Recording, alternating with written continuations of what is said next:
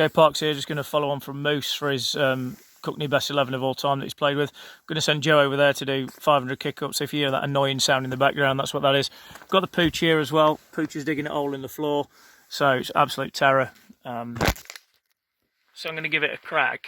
I left Sandy Acre at the end of 2009, which, you know, was a big move for me, and coming to Cuckney was actually probably one of the best decisions I ever made. So we won loads of stuff, got to play at loads of different places with some great mates and some guys I worked at school with, so it was really cool. And I can't thank Al Morris enough actually for how he invigorated the back end of my career from 32 to 39, actually probably when I played some of my best stuff, which is a bit weird really. So number one, let's get into it. Go for James Hawley.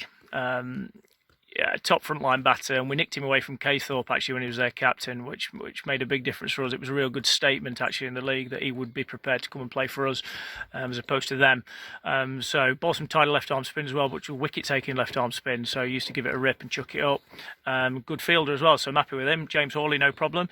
Don't really like left, or I like right a bit like Moz, but I can't really look beyond Luke Thomas. So go for Luke. Came from Swarkston. Really good player in the Derbyshire Premier League, and we got him away there. Ended up playing for Bedfordshire in the minor counties. He worked really hard with Moz actually to improve his game. Used to come up on a Saturday morning all the way from Swarkston to spend time with Moz. Come here, dog. Sit down. Stop digging that hole. So yeah, really rate Tomo. And also the fact he could bowl at every ball as well, so he could get it done in that sense for you as well. Go for Richard Stroh at 3.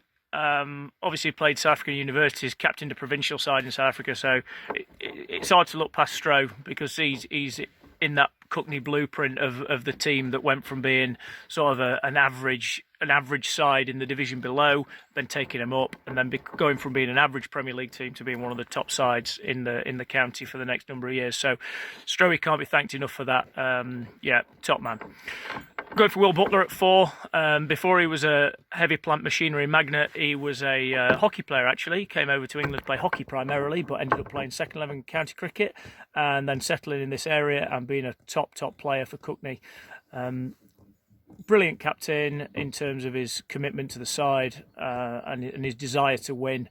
We crossed swords plenty of times in the changing rooms because we're both the same kind of people really, just want to win.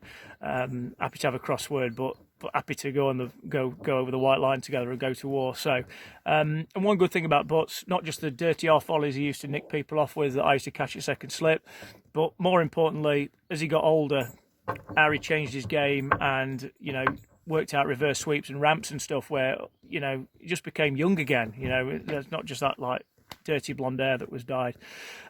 Number 5, difficult for me. It's a challenge. Got Billy Roo, got a lot of obviously experience and I suppose affinity with the Root family from Worksop. But he's going to get pipped for me, even though he's got a first-class double 100. I'm going to pick Nick Langford over him because I think Langford's played more match-winning innings for Cuckney.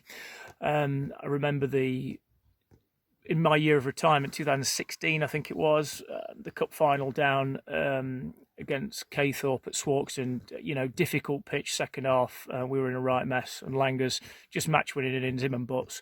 And it's those kind of things that make you a club legend. So Langers, well done, mate. Top draw.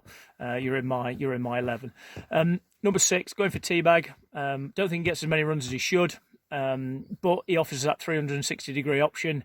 And obviously in league cricket, you don't get many guys who are good at sweeping, although Teabag, it's basically his only shot. But that does make a big difference because it stops people just being able to shut off scoring options. So top fielder as well, great arm, angry man and a real competitor. So Teabag, you're in for me, pal, no problem. Number 7, the keeper's difficult. Keisty's a real craftsman, but not played much with him. Gaz Pursehouse was good for me when I was at Cuckney, and Eli, spent a lot of time with him as well, just like Moose said. But I'm going for Dan Wood, a bit of a wild card. Didn't keep much when I was there. Due to other reasons and the load of keepers in the side actually, but you just knew that he would get big runs for you at the bottom end when it really mattered. He's the sort of guy who would just be there and close games out. So I'm going for Dan Wood as a keeper batter at number 7. 8's pretty straightforward for me. It can bowl rockets, it can hit it miles. he can drink basically anybody under the table. He'll spend every penny that he earns behind the bar, and he's top for me. So it's Trent Lawford without question. In league cricket, certainly at the back end, you need somebody who can blow the tail away. Not many people can do that. Trent could, so I'm going for Trent. Luke Wood at 9, young player. When he was at Cuckney, I remember taking a catch off him at Swarkston to lick off Luke Thomas, actually, in I think it was a national knockout game. It must have been. I just thought, wow, it's like 80 odd mile an hour swinging away. I was just like, this guy could go all the way, and let's hope he does. So Luke Wood for me. I'm picking myself at 10 just because I can, because I'm old and I can do what I want. But also in our side at the moment, we've only got James Hawley to bowl spin, so I'm going to pick myself as a right arm spinner.